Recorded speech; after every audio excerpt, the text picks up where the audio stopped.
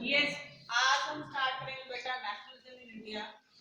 Nationalism in Europe हम पहले कर चुके हैं स्टार्ट, और उसमें हमने नेशन स्टेट की डेफिनेशन पढ़ी थी और ये पढ़ा था कि नेशन स्टेट का मतलब बनने के बाद या लोगों को समझने के बाद कैसे वो एक दूसरे से बिलोंगिंगनेस को फील करने लगे, यानी कि उनको ये रियलाइज होने लगा that they belongs to the same identity.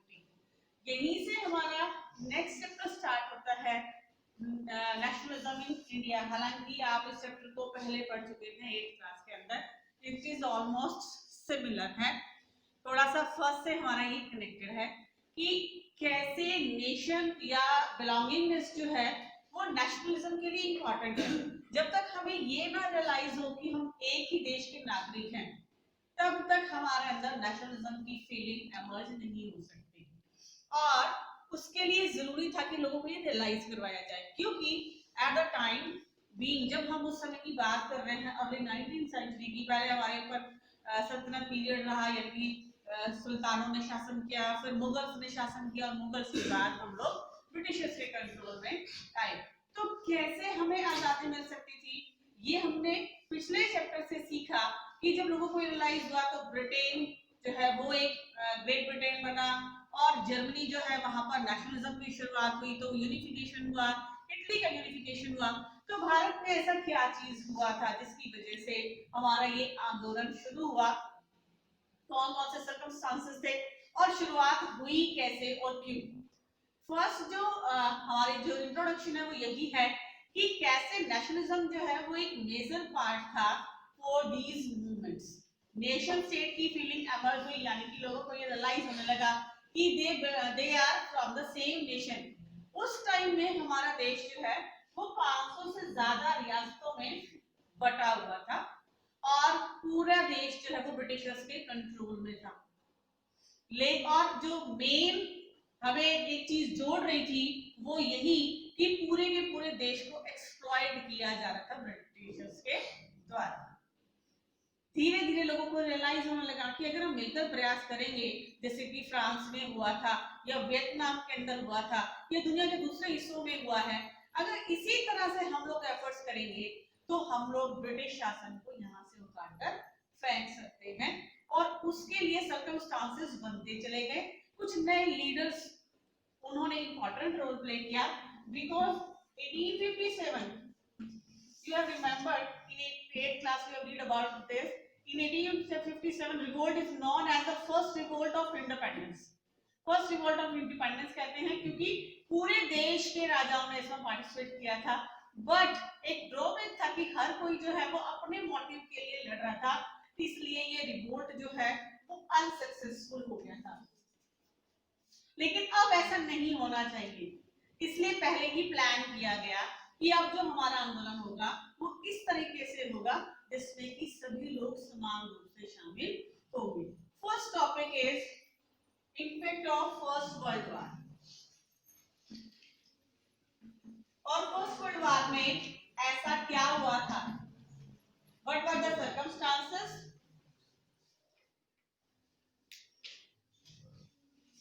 10 marks का ये चैप्टर है बेटा, सो लिसन इट केयरफुली। जो आपका पिछला बहुत आसान चैप्टर था एग्रीकल्चर, उसमें आप में से किसी के भी आउट ऑफ आउट नहीं है, इसलिए आप अपने आप को इवैल्यूएट कर लें कि 4 बार रिवीजन होने के बाद अगर आपको कॉन्सेप्ट्स क्लियर नहीं है, 90 चैप्टर नहीं आता, तो नो डाउट हिस्ट्री तो थोड़ा सा आपको ज्यादा पेन लेना पड़ेगा। क्या करें, सब्जेक्ट ही ऐसा है, इसको याद या रट्टा मारने के पॉइंट ऑफ व्यू से मत पढ़िएगा, सिर्फ इस पॉइंट ऑफ व्यू से पढ़िए कि 10th क्लास में अच्छे नंबर आएंगे तो 11th में स्ट्रीम अच्छी मिलेगी, स्ट्रीम अच्छी मिलेगी तो नो डाउट 12th के लिए आप अच्छे से प्रिपेयर कर पाएंगे। मैप आता है इसमें से हमारा 2 मार्क्स का, 10 नंबर का हमारा कोई लेसन है इस बार, अदरवाइज 5 मार्क्स की वेटेज होती है इसकी।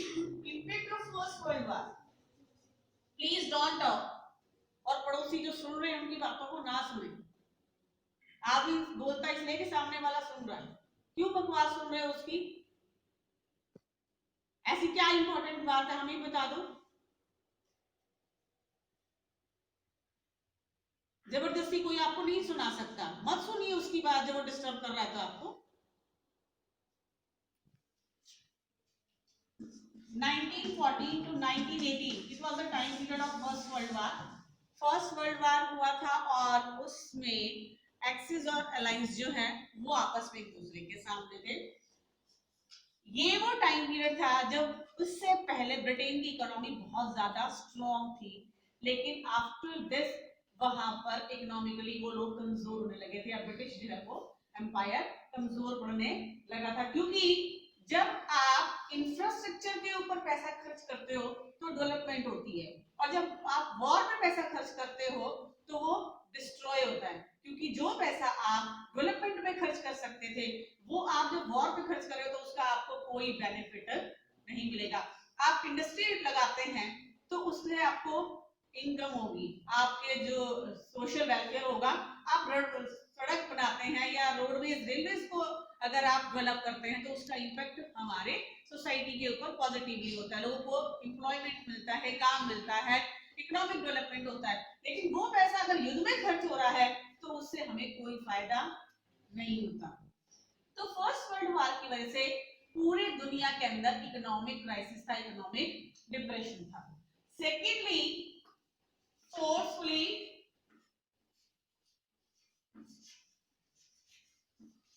अपॉइंट और रिक्रूटमेंट।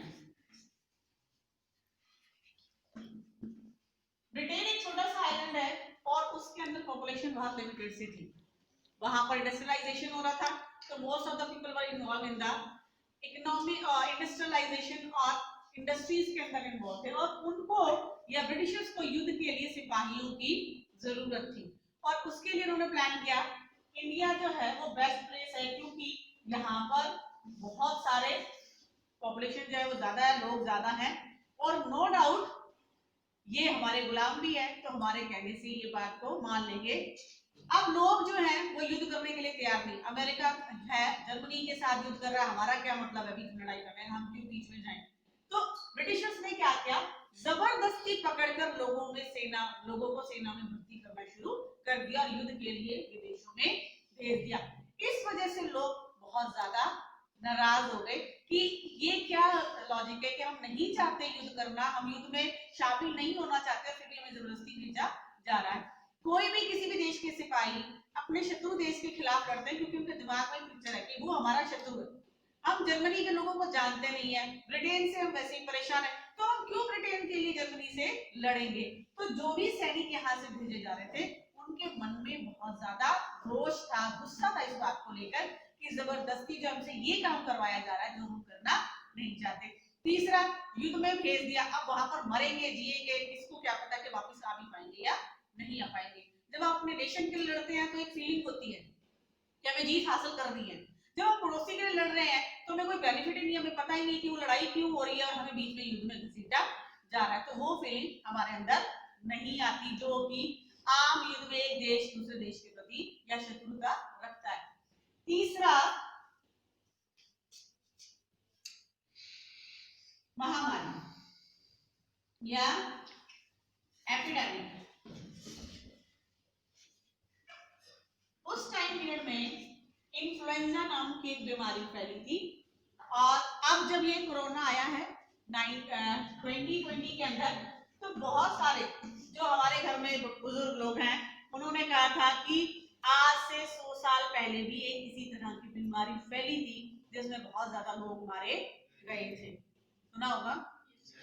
ये इन्फ्लुएंजा था जो 1920 के अंदर फैला था और उसमें 120 to 130 मिलियन लोग जो हैं वो मारे गए थे बिकॉज ऑफ इन्फ्लुएंजा, क्योंकि उस समय हेल्थ फैसिलिटीज जो है वो ज्यादा डेवलप नहीं थी। और लगातार जब इतने लोग मारे गए तो भी वो ब्रिटिश गवर्नमेंट को क्लेम कर रहे थे कि इनकी जो कंडीशन है या ये हमें प्रॉपर हेल्थ फैसिलिटीज अवेलेबल नहीं करवा रहे हैं, हमारे जो रूलर्स हैं they are not good for us. Different causes were there, जिसकी वजह से हमारे देश में अंग्रेजों के खिलाफ जो है वो एक विद्रोह या विरोध की भावना बननी शुरू हो गई। इकोनॉमिक डिप्रेशन आ रहा था, जैसे जैसे युद्ध बढ़ता जा रहा था वैसे वैसे टैक्स का बर्डन भी, प्लीज डोंट टॉक, जिसने बोलना क्लास से बाहर जा सकता है। अपने वॉर के एक्सपेंसेस को पूरा करने के लिए ब्रिटिशर्स को पैसों की जरूरत थी और उसके लिए उन्होंने डिसाइड किया कि वो हमारे देश में टैक्सेस को और भी ज्यादा बढ़ा देंगे। और इसके लिए उन्होंने क्या किया, सॉल्ट जैसी बेसिक चीज, नमक, जो सबसे रिक्वायरमेंट की सबसे जरूरी चीज है, उसके ऊपर भी टैक्सेस या बहुत ज्यादा टैक्सेस लगा दिए। फॉर एग्जाम्पल अगर 2 रुपए किलो है और उसको 20 रुपए किलो कर दिया जाएगा, लोग तो खरीदेंगे क्योंकि ये बेसिक रिक्वायरमेंट की चीज है। लेकिन 2 की चीज अगर 20 में मिलेगी तो उसका मतलब उनके अंदर बहुत ज्यादा गुस्सा हुआ कि आम रिक्वायरमेंट की चीज है, नहीं एकदम से बढ़ा दिया, एकदम से टैक्सेस का बर्डन बहुत ज्यादा बढ़ा दिया, क्योंकि ब्रिटिश का जो खजिया ट्रेजरी थी या ब्रिटेन का जो खजाना था वो खाली था और युद्ध के लिए उन्हें और ज्यादा हथियारों की जरूरत थी ताकि वो जीत हासिल कर सके।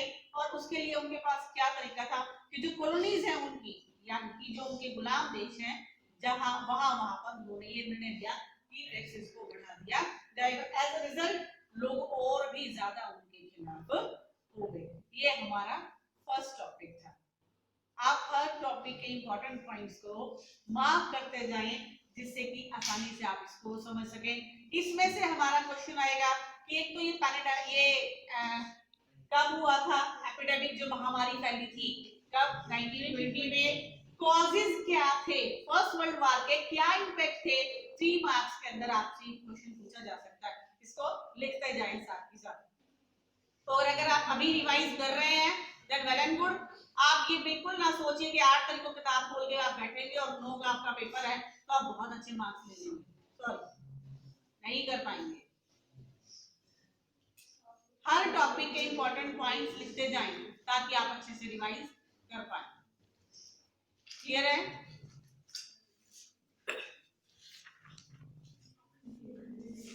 When there was a need of new leadership,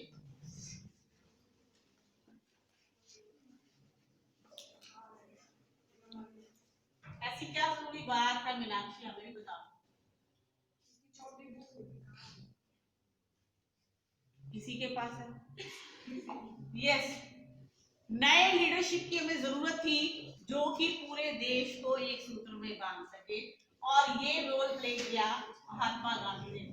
It was the time when he came back to India, south Africa से वो वापस आए थे और साउथ अफ्रीका में उनकी जो अपार्टमेंट पॉलिसी के अगेंस्ट उन्होंने स्ट्रगल किया था, सत्याग्रह, वो कामयाब हुआ था। तो यहाँ पर आकर उन्होंने सत्याग्रह की शुरुआत की। पहले तो उन्होंने पूरे देश का भ्रमण किया और फिर उन्हें रियलाइज हुआ कि कैसे लंबे समय से ये ब्रिटिशर्स जो है वो हमें एक्सप्लॉइट कर रहे हैं। सबसे पहला जो सत्याग्रह शुरू हुआ था वो बिहार के चंपारण में। नील की खेती करने वाले जो किसान थे वो नील की खेती नहीं करना चाहते थे। क्यों?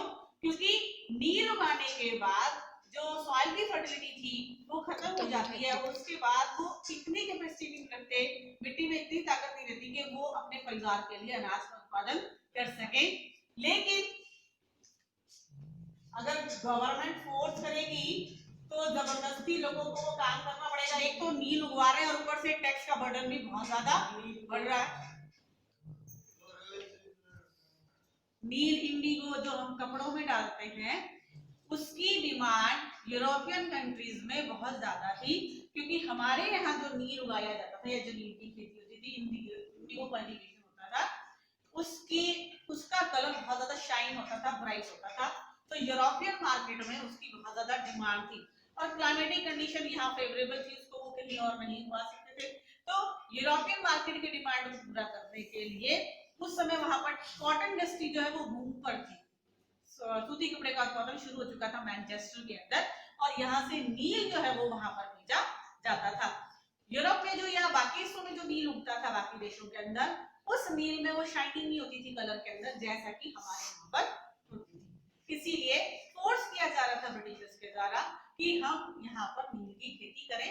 टैक्स का बर्डन बढ़ रहा है, प्लस किसान इतना अपने गुजारे के लिए अनाज का उत्पादन नहीं कर पा रहा है, तो नो डाउट उसके अंदर क्या होगा, गुस्सा होगा। गांधी जी ने सजेस्ट किया मूव फॉर सत्याग्रह, आप कोई टैक्स नहीं भरेंगे और ना ही नील की खेती करेंगे, जमीन को खाली छोड़ दीजिए, आप नहीं करेंगे। ब्रिटिशर्स क्या करेंगे, एक बार आपको मारेंगे पीटेंगे, लेकिन कब तक, जब आप पीसफुली प्रोटेस्ट करेंगे तो एक टाइम ऐसा जरूर आएगा कि जब उनको आपकी बात को मानना ही पड़ेगा। Idea of Satyagraha was based on non violence, सत्य के लिए आग्रह, और वो भी अहिंसात्मक तरीके से, कि आप कोई हिंसा नहीं करेंगे, चुपचाप अपोज करेंगे। तो मुन्ना भाई एमबीबीएस यादव फ्लावर्स देव देखिए वो कैसे लोगों को वो करता है।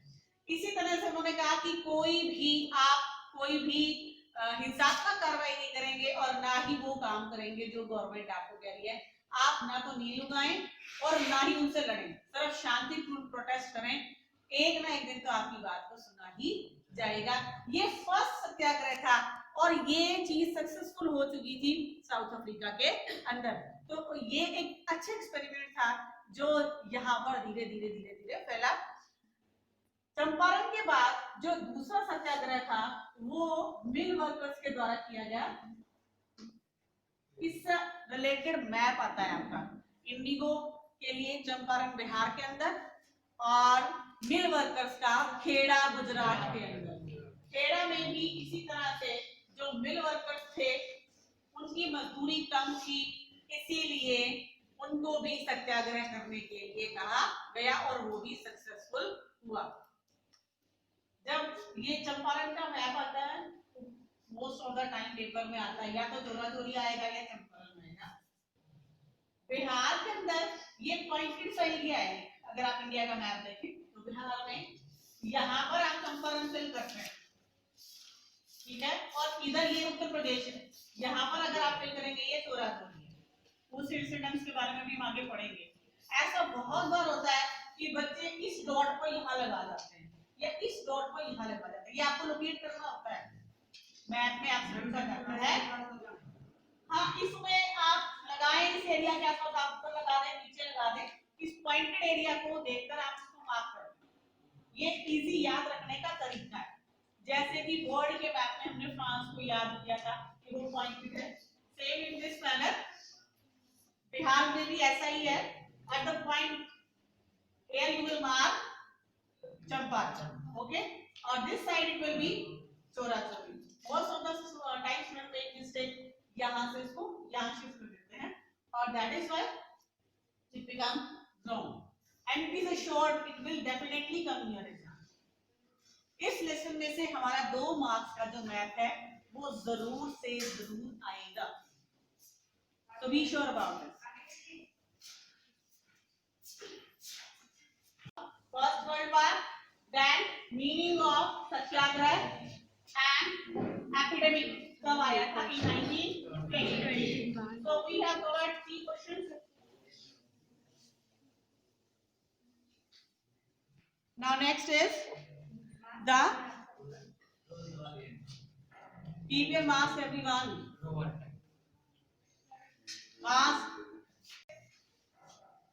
The roller bench. Quite better.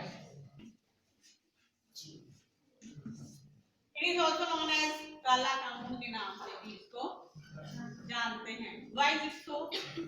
1 mark के अंदर डेफिनेशन पूछी जा सकती है कि रोलर एक्ट क्या था, ठीक है, और 3 मार्क्स के अंदर इसमें नोट आ सकता है।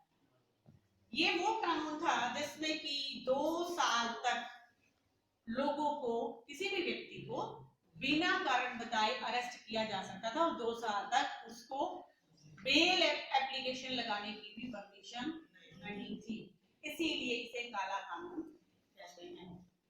तो आप 1 मार्क्स में इसका मीनिंग और 3 मार्क्स में इसके ऊपर नोट आएगा।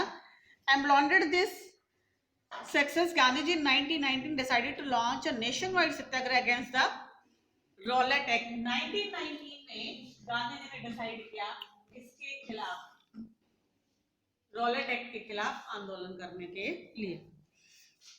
कनिका इतनी खुश है आज मीनाक्षी को देख के, मतलब बयान नहीं कर सकती, बस चेहरे से ही झलक रहा है।